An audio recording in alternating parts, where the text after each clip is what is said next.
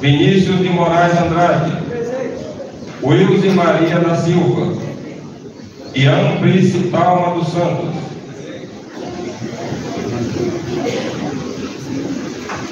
podem se assentar.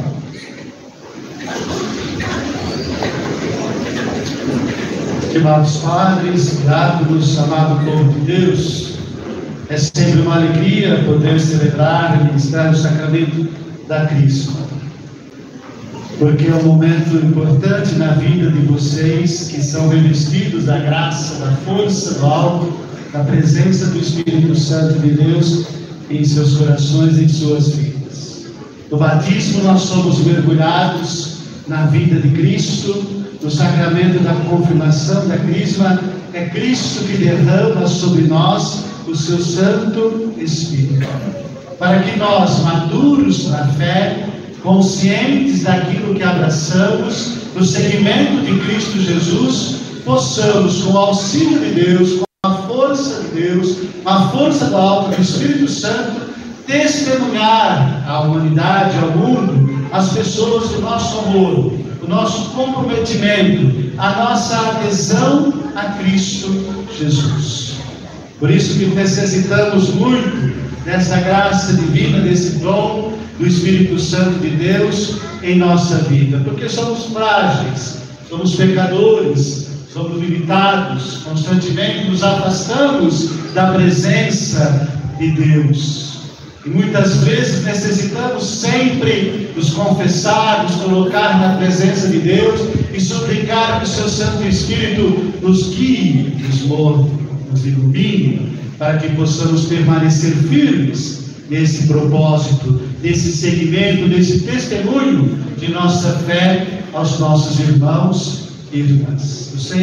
A igreja reconhece vocês a partir do momento de caminhada, de preparação, de catequese, de evangelização, que vocês já estão maduros na fé, conscientes, prontos para abraçar essa fé e se testemunhar com a vida, no dia a dia, esse compromisso com Jesus. Nós estamos bem lembrados da passagem de Pentecostes, quando os apóstolos, cheios de medo, tímidos, presos, aprisionados numa sala, e medo dos judeus, porque tinham medo de serem mortos, porque estavam junto com Jesus, e ao receberem o Espírito Santo, eles se enchem de força, se enchem de coragem, se enchem de alegria, e saem para fora, testemunhando o amor e a fé e o compromisso, a adesão em Cristo Jesus, já não temendo mais a vida, já não temendo mais as perseguições, as contrariedades que iriam enfrentar no dia a dia, no testemunho da fé. Por isso nós também hoje, reunidos nesta casa, nesse templo santo, consagrado e dedicado ao nosso Deus, nós também hoje nos revestimos desta força, para que todo o nosso medo, toda a nossa timidez, toda a nossa insegurança, todas as nossas incapacidades fiquem para trás, e nos enchamos de alegria, de esperança, de confiança, de coragem, da presença desse Deus em nossa vida, para que também nós, ao sairmos desta casa, desse templo santo, possamos também testemunhar o nosso amor, nossa adesão a Cristo Jesus. Nesse mundo que cada vez mais se mostra indiferente, apático a Cristo Jesus, a religião e a fé. É um grande desafio, um grande compromisso que nós abraçamos. Não é coisa simples, pois que precisamos sempre dessa força do alto. Por isso que é necessário também suplicar, pedir que esse Espírito faça presente na nossa vida. É preciso rezar todos os dias ao Espírito Santo. Vem, Espírito Santo de Deus, vem iluminar meu coração, meu espírito, minha vida, minha alma, minha mente, meus pensamentos, minhas vontades, minhas palavras, minhas ações. Concedei-nos os vossos dons, dom do entendimento, da sabedoria, da ciência, do conselho, da fortaleza, da piedade, do temor, para que, revestido desses dons, possamos cumprir com coragem, fidelidade, disponibilidade, disposição, dedicação, prontidão à missão que esse Cristo, esse Deus nos confia. confia a cada um de nós.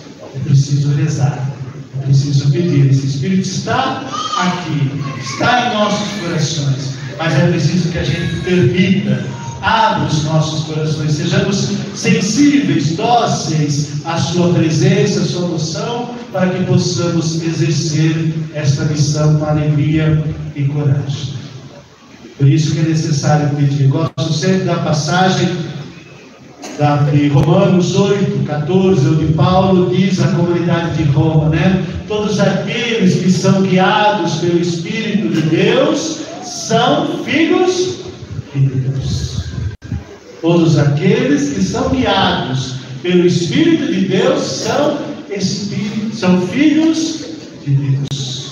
Não filhos da carne, não filhos das trevas, não filhos do mundo, mas filhos da luz, filhos de Deus, guiados por Deus, iluminados por Deus para fazer e cumprir a vontade de Deus. E o apóstolo ainda continua, que Deus não nos deu um espírito de escravos, mas deu um espírito de filhos adotivos, que grita, clama em nós, Abba, dizendo para nós que o Espírito de Deus se une ao nosso espírito e clama em nós, testemunha em nós, que nós somos filhos amados de Deus. E esse mesmo Espírito unido ao nosso espírito convence-nos, abre o nosso coração, a nossa mente e a nossa razão e revela para nós que somos filhos e não escravos, para cairmos no medo, mas para sim nos aproximarmos com alegria e confiança desse Deus que sempre nos ama e deseja que participamos da sua vida e da sua vida em plenitude. Esse Espírito grita em nosso ser, no mais profundo do nosso coração, testemunhando para nós que somos filhos amados, e somos filhos amados, somos herdeiros de Deus e co-herdeiros de Cristo Jesus. Se somos herdeiros e co-herdeiros em Cristo Jesus, se sofremos com Ele iremos também ressuscitar e nos alegrar e vencer também os desafios nesta vida, porque recebemos de Deus esta adoção filial em Cristo Jesus e que derrama sobre nós o seu Santo Espírito, a terceira pessoa da Santíssima Trindade. É bela a nossa igreja, como é grande e bonita a nossa fé. Nós não estamos sozinhos, não estamos abandonados, deixados ao léu, mas temos um Deus que se faz presente em nossa vida, que está unido a nós e que nos conduz a esta vida e vida em plenitude. A liturgia da Palavra de Deus hoje nos fala na primeira leitura que devemos nos alegrar. Alegrai com Jacó, alegrai povo de Deus, cantai, doai cânticos, porque Deus irá reunir, conduzir, e levar o seu povo à vida novamente. Por quê? O profeta Jeremias está a dizer isto ao povo, porque o povo estava exilado, talvez na Assíria, talvez na Babilônia. Jeremias nasceu lá pelo ano 650 a.C., começa a exercer o seu ministério profético no ano 627, vai até 586, com o grande exílio da Babilônia, e o profeta então vem com essa mensagem de alegria e de esperança a um povo abatido, desanimado, desacreditado, sem mais esperança de retornar para a sua terra, privados de viver a fé, privados de viver a cultura, privados de se reunirem, privados de estar na presença de Deus no templo, que foi tudo destruído. O profeta vem com uma mensagem, dizer que Deus irá reunir, conduzir este povo novamente, dizendo que Deus não abandonou o seu povo, mas irá realizar com eles uma nova aliança, renovando a aliança com esse povo, para que esse povo caminhe por estradas planadas, retas, com o rio, um êxodo superior e muito maior do que aquele que ele realizou como o povo de Deus na escravidão do Egito. para mostrar para nós a grandeza, o amor, a atenção, a ternura, o cuidado que esse Deus tem para com o seu povo. Para um povo desanimado, desacreditado, sem esperança, abatido, triste, angustiado, sofrendo, Deus comunica através do profeta esta mensagem de alegria e de esperança. Também para nós, muitas vezes exilados dos nossos sofrimentos, das nossas dores, nas nossas angústias, nas nossas preocupações, deste mundo caótico, conturbado em que vivemos, com ameaças de guerras, com a situação climática, com a injustiça social cada vez maior em nosso meio, os pobres cada vez mais pobres, os ricos cada vez mais ricos, corrupção, violência, drogas, o povo cada vez mais perdidos, sem saber mais o que são, estão perdendo a identidade humana de filhos e filhas de Deus. A gente vê nas redes sociais cada absurdo, que não podemos nem questionar, porque senão é um preconceito. O povo está perdendo a sua razão, a sua sanidade, estão ficando doido, e diante de toda essa insegurança, angústia, incerteza e medo, o profeta vem com uma palavra de esperança para nós.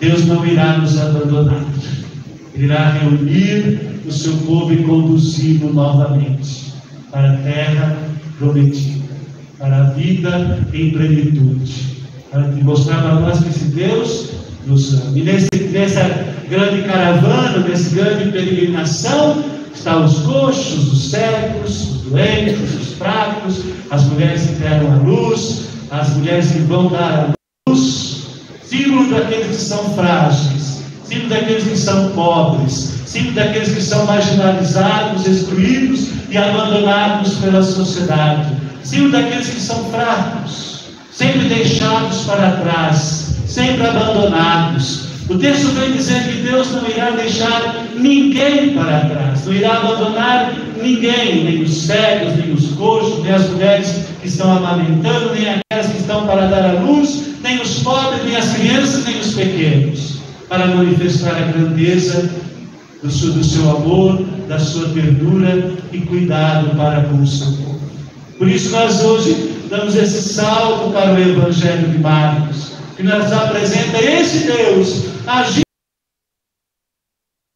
no seu povo, no meio do seu povo, junto com o seu povo, caminhando com o seu povo, na pessoa de seu Filho Jesus Cristo, nosso Senhor e Redentor. Jesus sobe para Jerusalém, está prestes a terminar a sua caminhada, chegar ao final de sua missão em Jerusalém, onde ele irá ser morto e ressuscitar, onde ele irá entregar a sua vida por amor à humanidade, nos reconciliando com o Pai. Esse Deus agindo na nossa vida e na nossa história, vem nos libertar em todas as cegueiras, de tudo aquilo que nos impede de viver a luz, de viver a vida, de ver o amor atuante, presente de Deus na nossa vida e na nossa história. Nós somos muitas vezes como cego Bartimeu, né? Sentado à beira do caminho.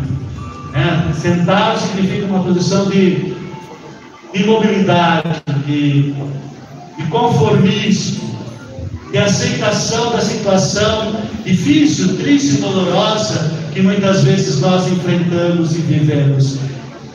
O cego já não havia mais esperança no seu coração, mas ele percebe algo diferente que está acontecendo. Ele escuta uma agitação ao seu redor, e ao perceber que Cristo está passando na sua vida, ele se enche de esperança, ele se enche de confiança, ele se enche de certeza que é capaz de se libertar daquela situação difícil, dolorosa, triste que ele está a viver. E começa a gritar: Jesus, filho de Davi, tem piedade de mim. E assim como o mundo tenta sufocar os nossos gritos, os nossos clamores, tenta nos calar diante da dor, do sofrimento que nós enfrentamos no dia a dia da nossa vida, também o cego Bartimeu está lá tentando gritar para que Cristo escuta e o mundo, as pessoas tentam sufocar o seu grito, tentam impedir que ele chegue até aquele que pode trazer a luz, a vida e a libertação para ele. Tomem cuidado que o mundo vai tentar desviá-los de Cristo Jesus, vai tentar sufocar a sua voz, vai tentar fazer com que você permaneça cego, que você não enxergue a possibilidade de uma vida melhor, de um mundo melhor, livre das dores, do sofrimento, das angústias, das incertezas, dos medos, livre do pecado que nos aprisiona, nos escraviza e nos impede de viver a liberdade de filhos e filhas de Deus. Pessoas querem calar a nossa vida. As pessoas também querem nos calar, nos silenciar, porque não querem ver-nos libertados, livres. Não querem ver que os nossos olhos estejam abertos, cheios de luz, cheios de esperança, cheios de confiança, cheios de certeza do amor desse Deus que nos traz a vida, nos traz a libertação de todos os pecados. E ao gritar, Jesus escuta o seu clamor e manda chamar. Tem sempre aqueles que querem nos conduzir a Cristo Jesus. Tem sempre aqueles que querem nos levar para Cristo, que são os discípulos do Senhor. Então nós queremos ser estes que levem as pessoas a Cristo, não aqueles que impedem as pessoas de chegarem a Cristo Jesus. Essa é a missão, meu irmão, minha irmã, Crismando, Crismanda, jovem, moça, rapazes, senhores e senhoras. Essa é a nossa missão, de levar as pessoas a Cristo Jesus e não desviá-las de Cristo, não sufocá-las, mas sim apontá-las àquele que pode abrir os nossos olhos e nos encher de esperança. Por isso que nós precisamos desse Espírito de Deus, para que, cheios de coragem, nós possamos pegar nas mãos dessas pessoas e levá-las ao encontro com Cristo Jesus. Porque sem esse encontro pessoal com a pessoa de nosso Senhor Jesus, não há seguimento. Por isso que vocês passaram por uma evangelização, por uma catequese, por um período de tempo, para que vocês pudessem ter esse encontro com Jesus, esse encontro com a sua pessoa, com a sua palavra, que a partir desse momento, desse encontro, hoje você dê a sua resposta. Se você quer dar continuidade, se você quer dar continuidade a esse segmento, a esse caminho, junto de Cristo Jesus. O cego Bartimeu, ao ser libertado dessa cegueira, ao enxergar as coisas com os olhos de Deus e não com os olhos do mundo, encheu-se de alegria e de esperança. E o texto nos diz que ele seguia Jesus pelo... Também hoje, ao serem ungidos com o óleo do Santo Crisma, vocês também terão os olhos abertos, a alma iluminada pelo Espírito Santo de Deus, para que vocês, a partir de hoje, olhem o mundo das pessoas com os olhos de Deus, iluminados pelo Espírito Santo, capazes de anunciar ao mundo o amor desse Deus sempre presente em nossa vida, e que jamais nos abandone, sempre caminha conosco. Com os olhos abertos, mesmo que ao seu redor tudo pareça um caos e trevas, você tem a certeza que a sua vida foi iluminada por Cristo Jesus. Os seus olhos estão abertos e você sabe que você tem um Deus que não te ama e que caminha contigo e que jamais te abandonará. E é esse testemunho, esta fé, que você deverá dar a todas as pessoas que você encontrar por este caminho junto com Jesus até Jesus.